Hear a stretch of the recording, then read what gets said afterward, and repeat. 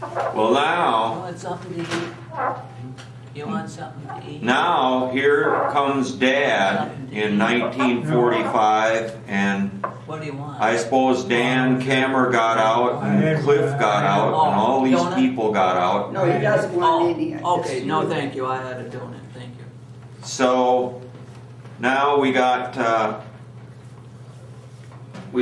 thank you, Dad back, and now Dora and Dan. So I heard an old story. You tell me if this is true. Can you focus in on Dora? Not too close. You and Dad and Mom and I don't know who else went to Winona, Did you? and it snowed or something. No, it was fog. Fog. Dan wasn't there. Well, Dan wasn't. I wasn't with him at that time. But We all went, I'd just like another one. go to the Oaks, and what was the Oaks? dance place and a dinner place. Was So there for years, it was a nice place. Dad comes back now. Oh, I know who was along. One of the Aggie twins was home. Mim. Huh. Oh, I never met her. She was a twin to Jen. Hmm. Dwayne's twins. Okay. I know. Dwayne's sister. Yeah. Yeah, she was home. I don't know what it was for. You know. So you and Dad, now, Dad is what, 6, 7 years older than you are? How old are you, Norman? He's 91. Oh, I thought it was 92. He was just 92. No, he's 91. But I'm sure. you guys went down. Now, do you remember when Dad got together with Mom, started going out? Sort of, but yeah, sort of. Because you were a year behind Mom in Yeah. high school. But you kind of knew Mom pretty well. Oh, why, of course. She was a nice lady. Yeah. So what can you tell me about Mom in high He got his school? eye on her. He had his eye on her after he got back from the service. But how about what can you tell me about Mom in high school? Mom was always pushing academics and stuff like that, and I know she took Latin. She had really good handwriting. I took Latin too. I was So interested in languages, but, you know. I think your mom did pretty well in school. She liked school. Dad comes back, and those were wild days. And the story has it he put his car, and Dwayne Eggy helped him get a car, Oh, probably. and he put it in the I don't ditch know. 3 times the week before they got married. I don't know. And Mom had to get married. They had to walk to the church on New Year's Eve, 1945, because the car was wrecked. Norman, shame on you. Well, they said you were along one time. Yeah. So tell us about Dad and Mom getting together, and so you guys driving to Winona. Now, Well, that was before I'm that. sure you didn't drink anything. That was down before that. there. Okay, but You know, I know, but I'm sure you didn't drink anything down there. But naturally not. but what would you do driving down to the Oaks? Then you get down We went there. dancing, and it was a nice place. I liked the Oaks. Oh no, I know, but I mean that's 40 miles away. Well, when you're young, what's 40 miles? That's true. You know that. Okay, now tell us how you and Dan got together. Why, I met him through acquaintances, you know. And he was a nice fellow. Well, he got back from the war probably about when Dad did in October. Oh, probably. And he was a lifelong Chatfield. He grew up in Chatfield. Yes. Yeah, I lived in the other end of town. They had 8 children. And his dad was in the feed grinding business. And Dan told me, I mean, I didn't know him in high school or anything. He told me he started the university, he was going to go into forestry.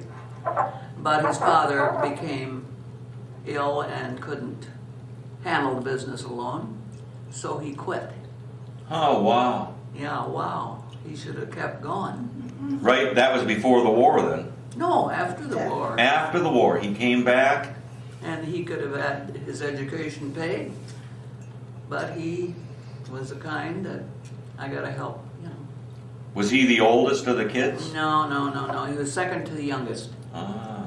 There was 8 of them. And was that the feed mill in Chatfield? Well, he had a traveling feed mill Oh. in those days. They have a big truck that, you call it a feed mill. and that was his business. So, and at his university. So he was back in Chatfield, and now you don't remember the first date you went out on with Dan. He's not on a what? The first date that Dora went out with Dan. I can't. Oh, Well, you met him through some acquaintances. Yeah. Now, who were the acquaintances? Anybody we know? Oh, well, like Louis French. Yeah, I remember He him. would be his age. And John Lawson Yeah. would be his age. People like that. I knew their girlfriends. Okay, so now Dan, I always remember, was good with cars. You know, yeah. Saturday mornings we'd go down to Fenske's, and sure enough, Dan would be down there Yeah, sometimes. he liked that. So did he pick up his mechanic stuff from the war, or working on the machinery for his dad, or what? Well, I think he just was naturally that way. In the war, in the Air Force, he was in the administrative service. Oh. And his, I think he just had a natural ability. Well, then Cliff comes back after the war. Yes. I suppose October. I don't know much. But Cliff comes back and he goes to work for Eggy's. Yes. And The implement business. So he worked for Eggy's. Now this is kind of interesting because Cliff worked for Eggy. Russie worked for Cliff. I worked for Cliff. Eric worked for Cliff at the implement shop. And, and Cliff, he'll always tell the story, or he did anyway, and Sheila, that he finally bought Eggy out. Yeah. And those first few years were rough making payments. And, I remember him telling me a story, or Sheila, that there were a couple times when it was payday, and Cliff would be down there finalizing a sale with somebody with something, and they just get that money in the bank in time. Of course, later on, he made scads of money. He was very good as a salesman, I think. He had a talent for that. I think. Yeah. I think he was very good in that line. He was also good at poker. He was good at poker. Well, he was good at what? Poker. Oh. No, he was a darn good card player. Yeah. Well, yeah. Nothing wrong with it. That's all right. Cliff would come up to our house when I was in high school, and we'd be around the table playing guitars and stuff like that, and talking about the service. Just leave. And Cliff was in the Seabees, Yep. and he'd say, well, we'd go over and find these Marines or some other outfit, and we'd take over some sheets of plywood and trade it for cases of beer. Oh. And of course, if you know Cliff, that sounds just exactly like. But When he, don't mean to interrupt. no, go ahead. When he died, he went to Las Vegas a lot, he and Sheila. And I mean, there's nothing wrong with it. Yeah. No one was starving because he was out there. No. I mean, he took care of his family. And when he died, this place in Las Vegas sent a large bouquet of flowers. Oh, really? Someone told him that, called him and said that Cliff had died. I thought that was pretty nice of him. Oh, yeah. I mean, Cliff. There's nothing wrong with it. Oh, no. Cliff, I can remember when I worked there, and I wasn't any good at mechanics. Cliff put me in with C.O. Faring, because C.O. knew everything about mechanics. And of course, Elmer, he didn't want anybody working with him. So, but Cliff, I remember one time he sold a tractor, a brand new one, to some farmer. And before they took it out on the truck, Cliff would go up and grab a can of Minneapolis Moline yellow spray paint, and he'd go over that tractor with a rag, and he'd be wiping off any smudges, and if there was a scratch on it, he'd paint it. You could really see that he took care of that business. His work. Oh, yeah. He wanted it to be right. Oh, yeah. And so he was good. I remember him being up to the house, and I was probably in 9th grade, and so, hey, and I think by then Russie had died, Yeah. you know. So we started talking about, hey, can Bob get a job down to the shop this summer? And Cliff said, yep, we'll hire him. I'll give him $40 a week. And he did. And the thing was, I worked 45 hours. But, you know, that was a real good experience for me. I worked down there 2 or 3 summers. And, you know, I learned quite a bit of mechanics. I didn't, not about the tractors. Those were all Elmers. But CO and I were out there. And I remember they'd let me drive the pickup out to the dump. And, of course, I didn't have a driver's license. So that was a big deal for me. And they had one of those old Chevy pickups with, it had over 600,000 miles on it, and you could shift it without the clutch when you weren't starting out. It was so loose, that truck. So then you got well, Russie was into cars. He had that GTO, and that was a sad thing. He got in a car accident, but I remember Eric getting a black Trans Am, and it was sitting out in front of your yard, and he was waxing it and washing Oh, it. yes, of course. You So- know, they're more interested in the car than, you know, Oh, in yeah. other things maybe Yeah. at that age. Oh yeah. But Russie, I remember the night that happened. Well, Russie, I woke go ahead. up in the night, and there was lights flashing. I lived across the street, you see. And I thought, well, you know, wonder what's up, so I got up. And I saw a police car over there. And I thought, well, maybe someone's speeding or, you know, something like that. But they stayed quite a while, and I got a little curious. And I went over after a while. They told me. Yeah, and I think we heard about it in the morning, and Dad says to me, he says, why don't you go down to the shop, and because it was a Saturday, he must have died on a Friday night, I don't and know. it was a Saturday. He said, why don't you go down and maybe you can answer phones for him. Well, of course, I hadn't even worked down there yet, but Dad was just trying to be helpful. Yeah. So I go down there, and of course, I couldn't answer a phone for the shop. Oh, no. But I just sat down there, and you had Elmer in there, and Eisensee, and all the workers were just right there in the front, and we all just kind of sat in there, and these farmers would come in and out and say, gee, we heard about it. Yeah. And then they went out with that flatbed, and they picked up the car and took it and put it in the shed and closed the doors. They were afraid kids would steal. Well, you know how that is. But I think Cliff, you know, he always, he never came out and said, Bob, you should work here and buy the business.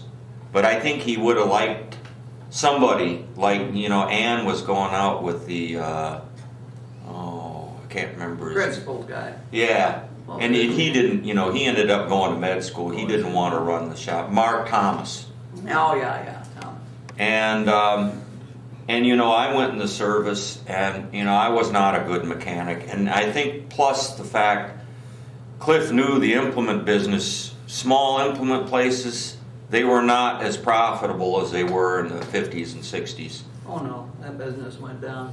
But Eric went and worked there after I did. Now, did he ever think about maybe He was down, not there, I don't think. He was down to Hamels for a while. Oh, I thought he worked at Cliff's place one summer, but maybe not. Okay. Well, then he worked on farms in the summer. But he never thought of getting into that I don't business. think so. Well, you gotta have some money, dear, to start anything, you know.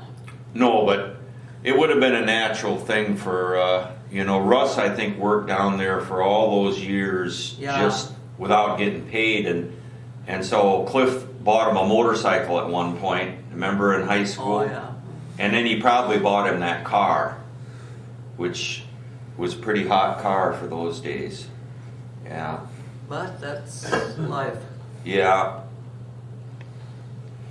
Well, let's go back and talk about the screw about roots, the drums, and the tangents.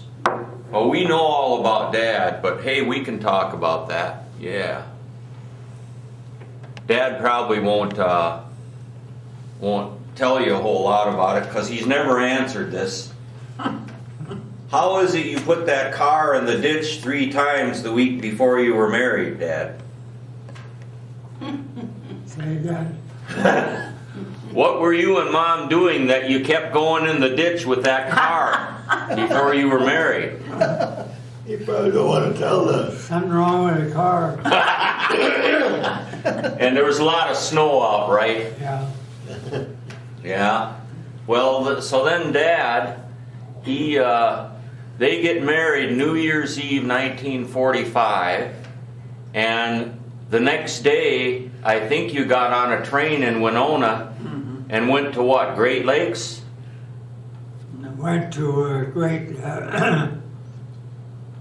Lakes. Yeah.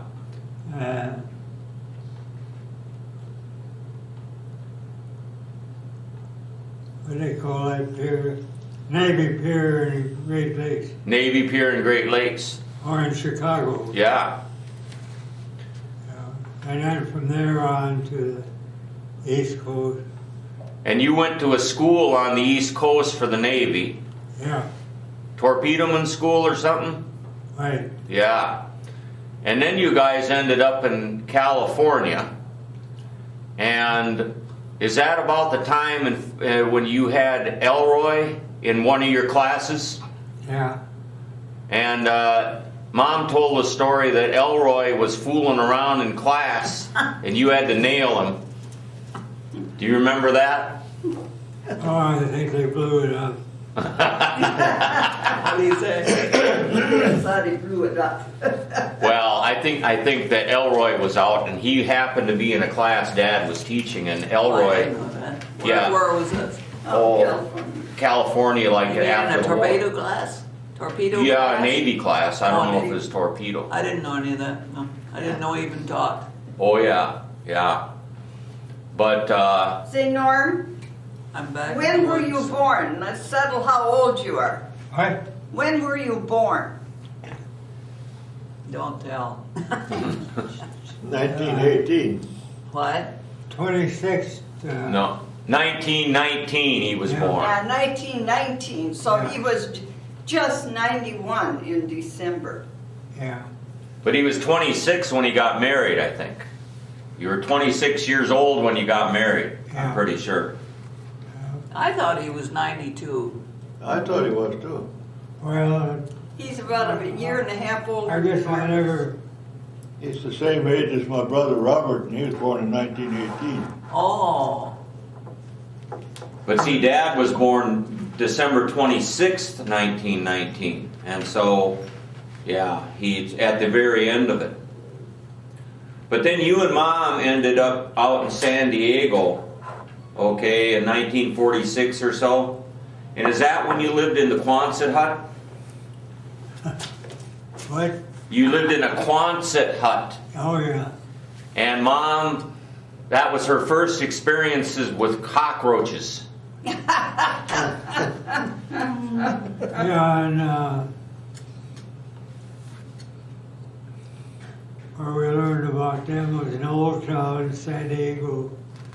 Old Town San Diego. That's Old Town is a beginning of San Diego. Yeah.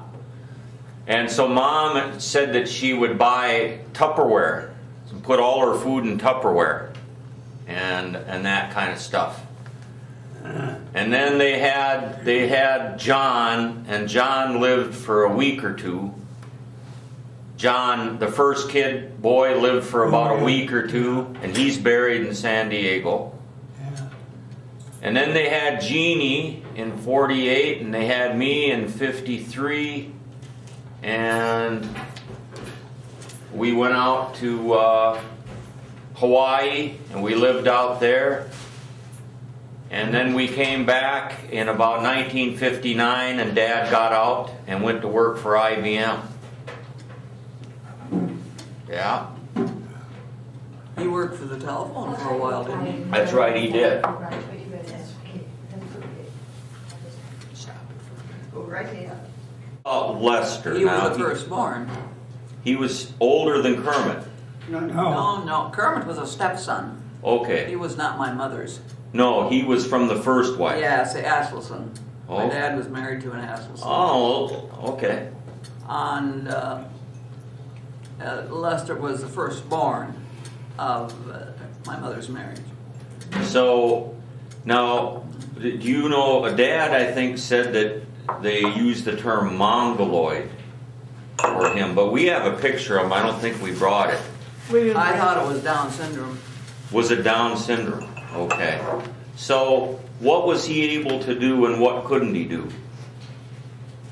Well, I'll tell you, people nowadays talk about difficult lives. Yeah. My mother was widowed very young.